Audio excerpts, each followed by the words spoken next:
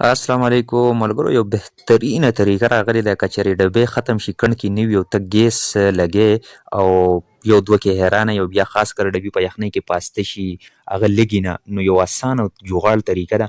جوغاړ دا دی چې په دې کې دغه یو میخ ضرورت دی، په دې میخ به موږ په دې سرنج کې سوری کوو، صحیح شوله.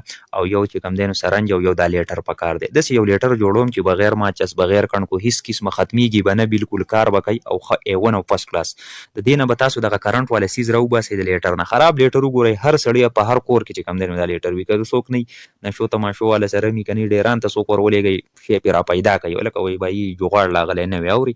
بس دغه سرنج به چې کوم دی نو دغه شانتې تاسو څه کوئ دا راوباسئ چې دغه دا چې ترې راوباسئ په دې کې به اوس موږ په دې سرنج کې سوری وکړو چې د دې کوم هغه کرنټ والا سیز دی د هغې هغه تار چې کوم دی نو راوځي. بالکل سیف اینډ سیکیور طریقه ده، ستاسو د مخې لایو کېږي، هېڅ قسمه څه ایشو به پکې نه راځي او بالکل پرفیکټ ورک پکړئ. وګورئ اسیز مې پکې وردغه کو او هغه تار مې چې کوم دی په سرنج کې راوباسو واپس مې پسې بند کو. اوس ګوره دا بالکل زما سره یو جوغاړ والا لیټر تیار شو او په دې باندې به اوس زه ګیس تاسو ته لګوم. د دې باوجود که څوک ویډیو لایک کوي نه، څوک شیر کوي نه، نو یقین وکړئ دا به د خپل ورور سره زیاتې وي.